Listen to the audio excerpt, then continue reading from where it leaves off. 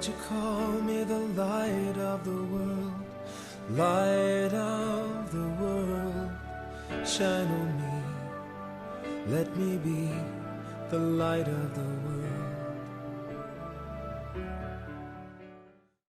나라가 어려울 때 교회는 어떻게 해야 하나 하는 제목으로 말씀을 드리려고 합니다. 여러분, 가정이나 개인이나 나라가 문제에 직면하고 어려운 여건에 빠지게 되면 길을 찾지 못해요. 그래서 길을 찾지 못하니까 방황하게 되는데, 교회는 길이어야 됩니다. 왜냐하면 성경에서 예수님이 내가 곧 길이라고 하셨고 진리라고 하셨어요. 때문에 이 어려움에 처해 있는 대한민국을 다시 바로잡고 하나님의 축복의 나라로 만듦에 있어서 교회의 역할이 매우 중요하다고 여기기에 오늘 이 난국에 빠져 있는 이 대한민국, 이런 시기에 우리 교회가 어떤 태도를 취해야 되는지에 대한 말씀을 드리고자 합니다. 우리나라가 정치, 경제, 문화, 종교 이르기까지 다 위기라는 것 다 자타가 공인하고 있습니다. 그런 과정에 코로나가 발생되고 확진자가 기하급수적으로 늘어남으로 인하여 온 나라가 경직되어서 있고, 세상 우리가 살면서 이런 적이 없잖아요. 그리고 일제시대에도 예배가 중단되지 않았어요. 6.25 사회일이라 공산당들이 총과 칼을 들고 교회 침범해도 목숨을 걸고 예배를 드렸습니다. 근데 이 코로나가 전쟁보다 더 무서워요. 옳은지 안 옳은지는 그냥 믿음의 판단에 맡기기를 바라고, 여러분 오늘도 예배 드릴 때 하나님의 은혜가 있기를 원합니다. 예배는 우리의 목숨이에요. 예배는 우리의 생명이고 예배는 우리가 살아가야 될 이유입니다. 때문에 교회는 성경적으로 분별하고 믿음으로 판단해야 됩니다.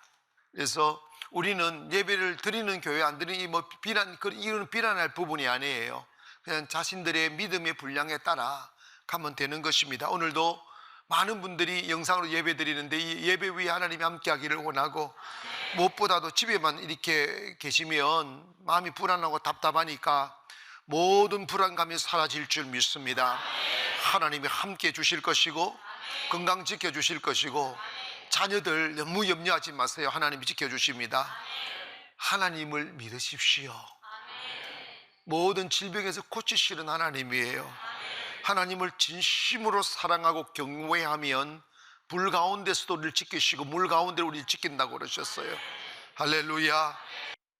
세상이 어려워지고 길을 찾지 못하고 원칙이 무너졌을 때 교회는 세상 매스컴이 몰아가는 대로 따라가면 안 돼요. 군중들이 가자는 곳으로 가면 안 돼요. 아멘. 교회는 어디로 가야 되느냐? 하나님의 말씀의 진리의 가치를 따라가야 돼요. 예수 믿는 사람이 중심을 잡아야 됩니다. 성경은 나라를 사랑하는 사람들의 이야기들이 가득 차 있어요. 왜냐? 우리 그리스도인들은 영적으로는 하나님의 나라에 속한 백성이지만 육이 있는 동안에는 대한민국이 우리의 조국이고 우리가 살아가야 될 나라이며, 아름답게 간직, 발전, 부흥시켜 우리의 사랑하는 아들, 딸들에게 물려줘야 될 귀한 땅입니다.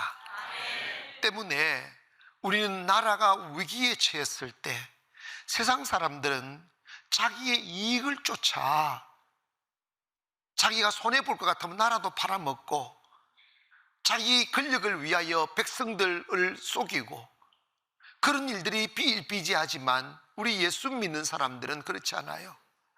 여러분, 성경에 보면 모세는 자기가 히브리인으로 태어났지만 어릴 적에 바로의 딸에게 나일강에서 발견되어서 왕궁으로 들어가 왕자로의 삶을 살았습니다.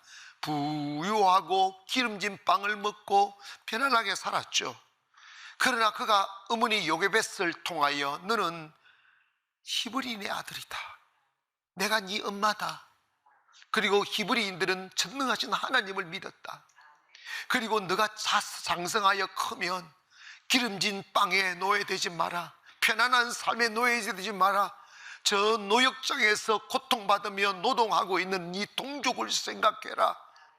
그 어머니의 그 아버들이라고 모세가 장성하여 이제 내 인생을 뭘 위해 어떻게 살아야 될 것인가에 관하여 결정해야 될 시간이 왔을 때 모세는 자기에게 주어진 영광과 배부름과 그리고 부귀를 선택하지 아니하고 자기 민족과 함께 나라를 다시 세우고 애국하며 민족을 살리기 위하여 고난의 자리에 들어감에 관하여 히브리서 11장 24절에 이렇게 이야기하고 있습니다. 믿음으로 모세는 장성하여 바로의 공주의 아들이라 칭함을 받기를 거절하고 도리어 하나님의 백성과 함께 고난받기를 잠시 죄악의 낙을 누리는 것보다 더 좋아하고 그리스도를 위하여 받는 수모를 애굽의 모든 보화보다 더 큰 재물로 여겼으니 이는 상주심을 바라봄이라고 그랬어요.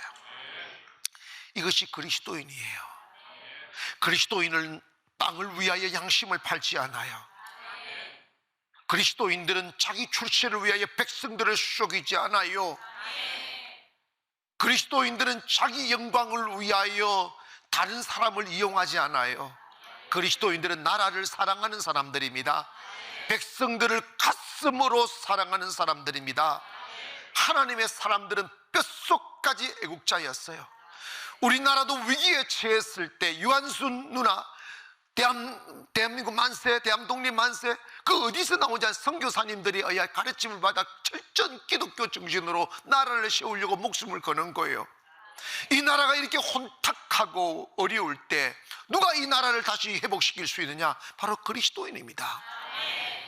엘리야를 보십시오. 엘리야는 이세벨로 인하여 온 나라가 우상 단지로 바뀌었을 때 이 나라가 하나님께로 돌아가야 산다 하며 모두가 발 앞에 무릎을 꿇고 자기의 일시적인 탐욕과 배부름을 위하여 신앙을 팔고 하나님을 팔고 우상 앞에 절을 할 때 엘리야는 일어나 하나님이여 모두가 다 주를 빼시나이다 나만 남았다고 말하며 그는 당당하게 이세벨과 싸우잖아. 그리고 이스라엘을 그 우상에서 구원해내잖아. 목숨을 거는 거요.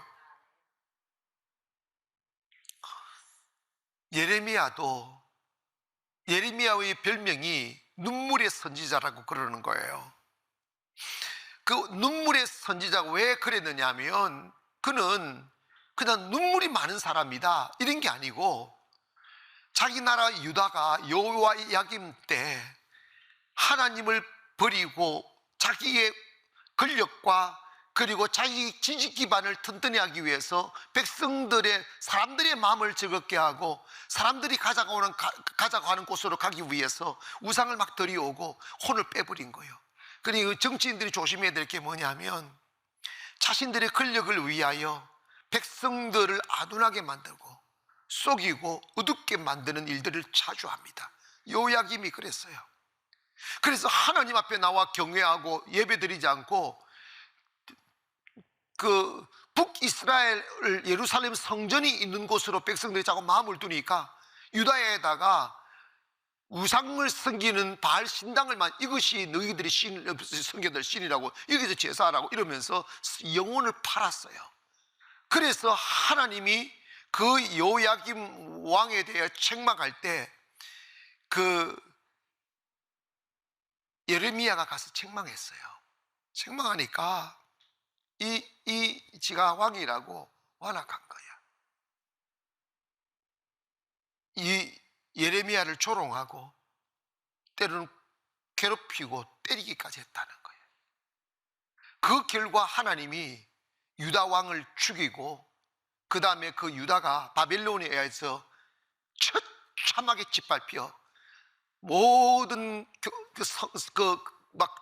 나라가 불타고 가정이 파괴가 되고 아버지 앞에서 딸들이 포로로 끌려가고 종으로 끌려가고 아들들이 끌려가고 지간이 파괴되고 통곡과 통곡이 온 땅을 덮게 되었습니다.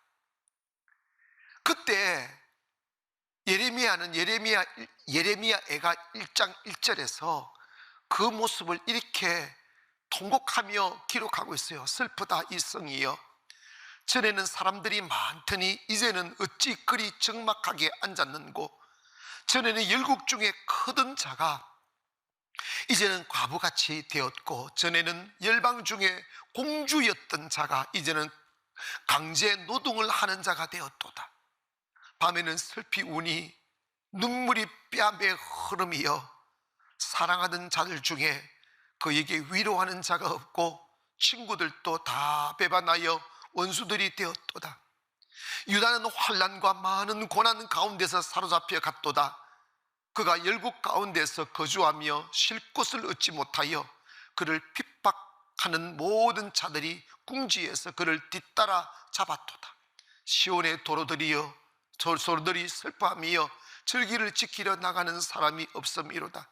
모든 성문들이 적막하며 제사장들이 탄식하며 처녀들이 근심하며 시온도 공고를 받았도다. 그의 대적들이 머리가 되고 그의 원수들이 형통함은 그의 죄가 많음으로 여호와께서 그를 공고하게 하셨습니다. 어린 자녀들이 대적에게 사로잡혔도다. 딸 시온의 모든 영광이 떠나가며 그의 지도자들은 꼴을 찾지 못한 사슴처럼 뒤쫓는 자 앞에서 힘없이 달아났도다. 정말 이 내용들은 너무 쓸쓸하 적막한데 우환같이 느껴지고, 지금 대한민국 그리같이 느껴져요. 왜 딸들이 두려움에 떨어야만 합니까? 왜 통곡하는데 위로하는 자가 없습니까? 잘 들으세요. 나라의 운명의 키를 가지고 있는 분은 하나님이에요. 교회가 타락하면 하나님은 나라를 버려요. 교회가 여러분 정통적인 우리 성경 사상을 국가 간에 있어서 하나님이 나라를 흔드실 때는 교회가 타락했을 때 악한 군주를 세워서 나라를 괴롭히는 거예요. 교회가 진리 위에 바로 서면 하나님은 성군을 세워서 태평성대하게 만드는 거예요. 이 나라가 지금 힘들다고 생각하면 이거는 교회가 마땅히 회개해야 될 부분이에요. 성도들이 회개. 여러분, 성도들 안에 정의가 있습니까? 물론 있겠죠. 근데 여러분, 제가 우리 이렇게 살아보면요, 정말 우리 기독교 안에 정의가 없을 때가 너무 많아요. 불의한 일이 너무 많아요. 이익을 추구하고 탐욕을 추구하는 일들이 너무 많아요. 우리가 뭐 해야 되느냐? 성도들, 교회로서의 바른 길을 가야 됩니다. 가고 이제 더 이상 서로 돌팔매질하고 서로 침뱉는 일을 하면 안 돼요. 서로를 향하여 정오하고 분노하면 안 됩니다. 거기에 하나님의 의가 없어요. 이제 우리는 예레미야가 왕이 잘못하고 자기를, 여러분 봐봐, 하나님의 대통령도 임금도 선지자의 말을 들어야 돼요. 아시겠어요? 절대로 대통령이라고 해서 목사 위에 있는 게 아니에요. 목사가 위에 있다는 말이 아니라 자기 역할이 있다 이 말이에요. 자기 역할. 아멘 합시다. 선지자의 말에 귀를 기울이지 아니하고 세속적인 힘이 있다고 그를 괴롭히면 하나님이 죽였어. 여호야김이 그렇게 죽었다고, 사울이 그렇게 죽었다고. 왜냐? 사람의 말로 받지 말라 이 말이야. 하나님의 말씀으로 받아라 이 말이야. 이제 우리가 이런 게 있어요. 우리가 애국을 외치고 나라가 위기에 처할 때 외치는 거 분명합니다. 그러나 당은 짓지 마세요. 적을 만들지 원수하지 말고 교회는 모두를 품어야 돼. 정의롭게 가기를 주의 이름으로 축원하고, 두 번째로 이 나라가 어려울 때 교회가 회개해야 돼요. 오늘 본문의 내용의 요지가 이런 거예요. 느헤미야라는 선지자가 있었는데 느헤미야가 수상궁에 있었다. 이 말은 페르시아에 있을 때 그 하나님의 사람을 대우해서 궁에서 살았어. 그런데 한 번은 자기 고향인 유다에서 하나니라는 사람과 두 사람이 왔다는 소식을 듣고, 당시는 뭐 전화도 아무것도 없는 시절이니까 너무 고향 소식이 너무 그리워서 그들을 불러들여서 우리 고향 유대는 어떠냐 물었어. 그랬더니 느헤미야 1장 3절에 이렇게 소식을 전합니다. 그들이 그에게 이르되 사로잡힘을 면하고 남아있는 자들이 그 지방 거기에서 큰 환난을 당하고 능욕을 받으며 예루살렘 성은 허물어지고 성문들은 불탔다고 했어요. 이게 뭐냐면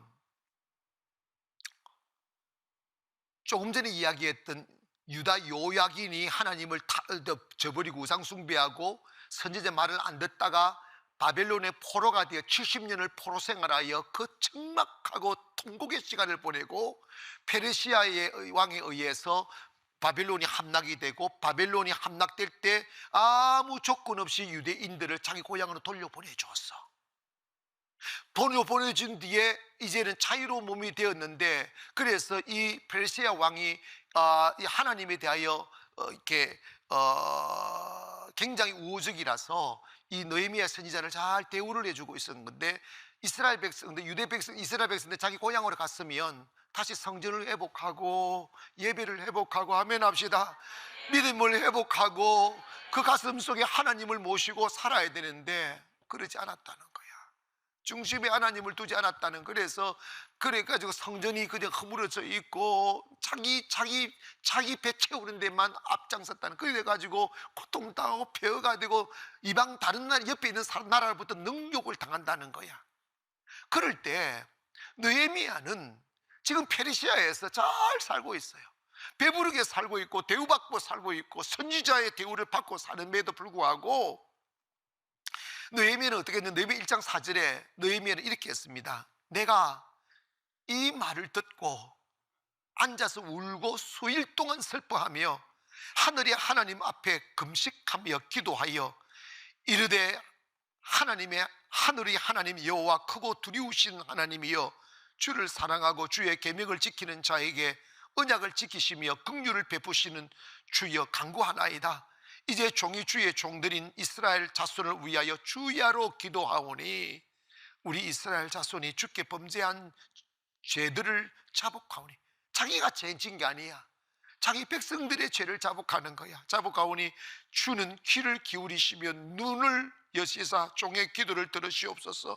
나와 내 아버지의 집에 범죄하여 주를 향하여 크게 악을 행하여 주께서 주의 종 모세에게 명령하신 계명과 율례와 규례를 지키지 아니하였다고 그랬어요. 여러분, 이 느헤미야는 자기 민족 하나님을 배신하고 가슴에 하나님을 담아두지 아니하고 모세가 준 율례와 규례를 지키지 않고 한 말씀을 순종하지 아니하고 삶으로 말미암아 나라가 여전히 망가져 있고 여전히 고통당하고 있을 때 그것을 자기 일로 생각하고 통곡하고 금식하며 울며 회개의 기도를 했다는 거야. 이게 지금 우리나라를 바라보고 있는 교회와 목사와 성도들이 취해야 될 행동이에요. 아멘 합시다. 여러분, 저는 이해가 안 된 게, 이스라엘은 하나님이 특별히 선택하여 어릴 적부터 하나님의 말씀을 주셔서 그걸 달달달달 외우고 어릴 적부터 그 밥이에요.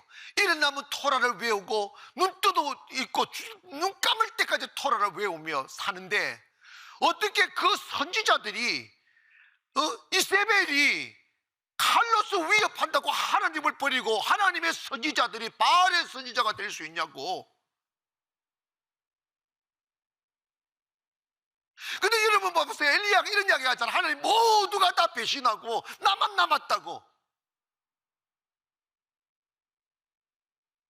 그 이유는 뭐냐면 그들이 마음으로 하나님을 경외하지 아니하고 그것이 직업이 되고 배부름이 되고 삶의 수단이 되니까 쉬운 길을 선택하는 거예요. 하나님은 목숨을 바쳐 섬겨야 될 뿐이에요. 하나님은 내가 죽는 날이 있어도 믿음을 지켜야 될 뿐이에요. 내가 하나님을 위해 목숨을 바쳐 믿음을 지킬 때 하나님도 우리를 지켜주시는 것입니다. 여러분, 믿음을 위하여 목숨을 바치십시오. 믿음을 충성하시라 이 말이야. 하나님 지키신다니까.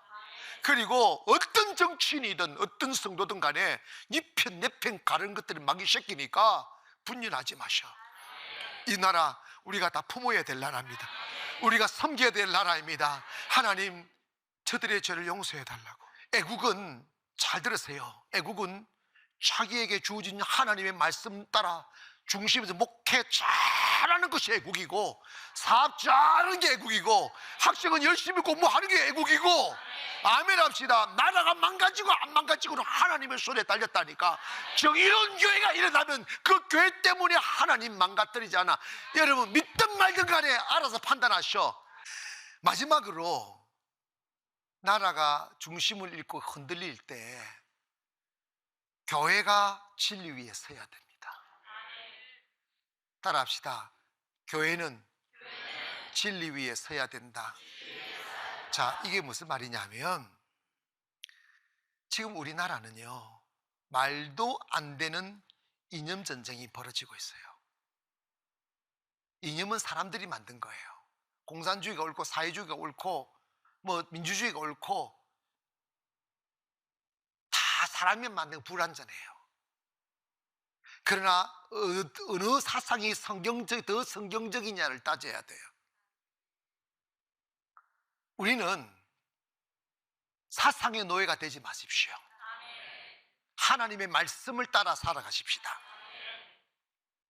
이 말씀을 잘 들으세요. 하나님은 어떤 분인가? 하나님은 정의십니다. 옳음. 하나님은 기울어진 저울을 심판하신다고 그랬어요.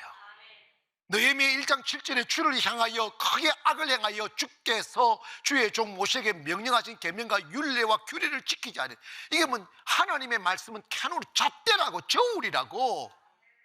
저울이 기울어지면 안 된다니까. 하나님은 어떤 분인지 아십니까? 평화를 사랑하시는 왕이 있었어요. 나는 전쟁하지 않는다. 만약 전쟁을 위해 무기를 만드는 사람이 있으면 두 눈을 뺀다고 그랬잖아. 그런데 아들이 아버지 몰래 비밀 위에 무기를 만들다가 발각이 됐어. 백성들에게 이미 엄명을 내렸는데 아들이 그랬다는 소식을 듣고 백성들을 모았어. 그리고 백성들을 쫙 둘러 씌워놓고 모든 관원들과 그리고 모든 군신들을 다 모아놓고 하룻불을 지폈습니다. 그리고 아들을 끌고 왔습니다. 그 하룻불 안에 꿇어 앉혔어요. 의자에 딱 묶었어요. 그리고 신하들이 말했습니다. 하룻불에 쇠를 집어넣으라고. 하룻불에 쇠를 집어넣으라고.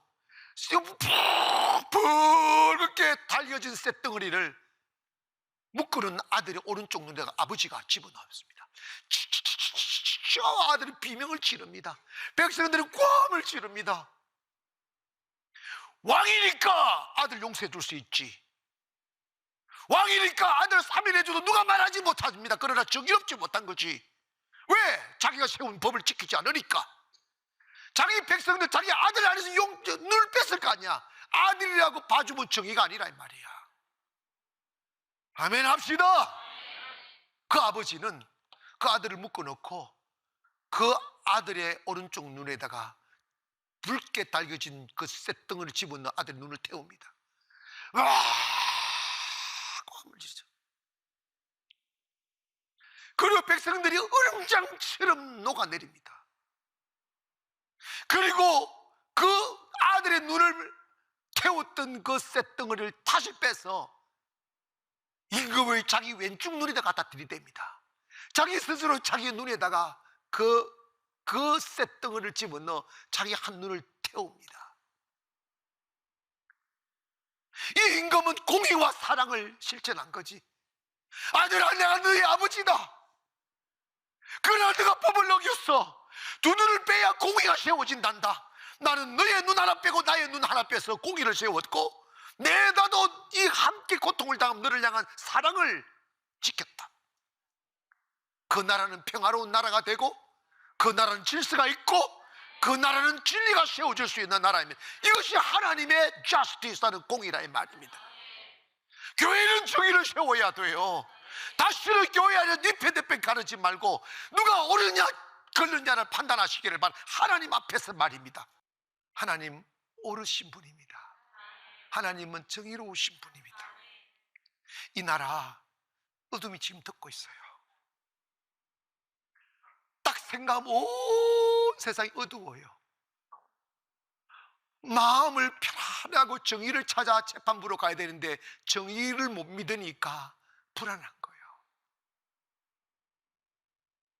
교회가 정의로워야 영혼을 맡길 수 있는 정의롭지 못한 거예요. 가정이 정의로워야 자녀들이 영혼이 맑을 수 있는데 정의롭지 못한 거예요. 하나님, 이 대한민국 정의롭게 해달라고 기도하기를 바랍니다. 교회가 교회되면 이 나라 사랑합니다.